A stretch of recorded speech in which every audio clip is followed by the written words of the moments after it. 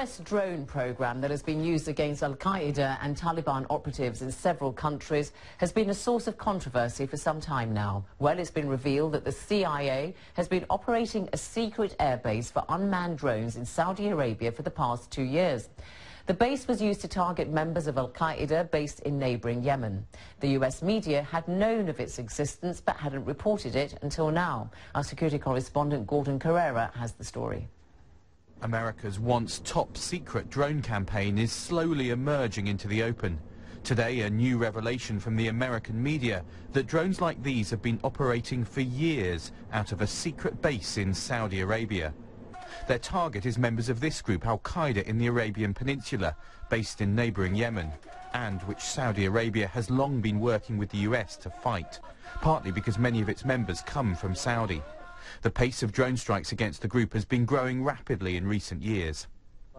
American officials said the first time the CIA used the Saudi base was to kill this man, Anwar al-Awlaki, in September 2011.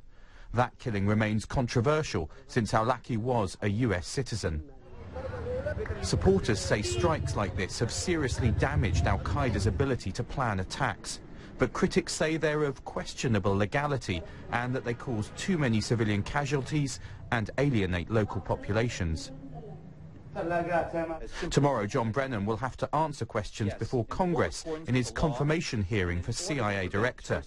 The legality and effectiveness of drone strikes is likely to be high on the agenda, especially after a memo was leaked outlining the legal arguments in favour of strikes. Yesterday, the White House defended the policy. We have acknowledged, the United States, that sometimes we use remotely piloted aircraft to conduct targeted strikes against specific al-Qaeda terrorists in order to prevent attacks on the United States and to save American lives. We conduct those strikes because they are necessary to mitigate ongoing actual threats, to stop plots, prevent future attacks, and again, save American lives. These strikes are legal. They are ethical and they are wise. The revelation that there's been a secret base in Saudi Arabia may mean some of the difficult questions about the operations of drones will be raised not just in Washington, but also in Saudi Arabia's capital, Riyadh. Gordon Carrera, BBC News. Well, Professor Christopher Swift from Georgetown University has travelled extensively in Yemen to assess the effects of drone strikes on the people and communities there. Does he think it's quite extraordinary that the existence of the CIA base in Saudi Arabia has only now just come to light? It is extraordinary, although if you look at where the strikes have been in Yemen, in central and southern Yemen, from an operational standpoint, it shouldn't come as too much of a surprise. It's very difficult to reach these regions, and Saudi Arabia is, from a practical standpoint, the best place to have such a base. So you knew about a bit about this base, did you, when you were conducting your studies in Yemen? I think it is widely known, but not widely discussed, that the Saudis have played a role in U.S. operations in Yemen. It's also worth noting that Alona Craig from the Times of London about a week and a half ago broke the story that the Saudi Air Force is also participating in strikes on al-Qaeda and Ansar al-Sharia targets in southern Yemen.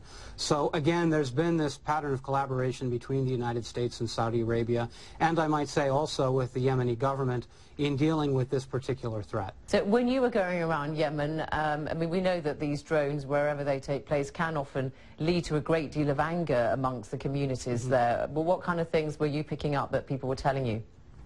Well, there are two phenomena that we need to distinguish in Yemen, and it's very important to draw this distinction.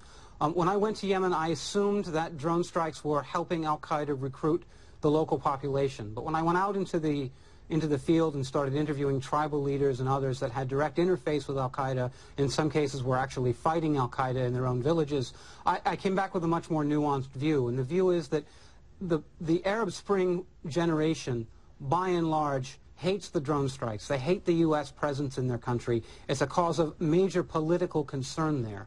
But if you actually look at what's bringing people into the al-Qaeda and Ansar al-Sharia insurgency, it's predominantly economic factors. It's the ecological crisis, it's a lack of water, it's remote rural regions that have very, very few calories available to people every day, and where people are doing essentially what they need to do in order to take care of their children and replace some of these patronage networks that have broken down over the space of the last decade in Yemen. Professor Christopher Swift there from Washington.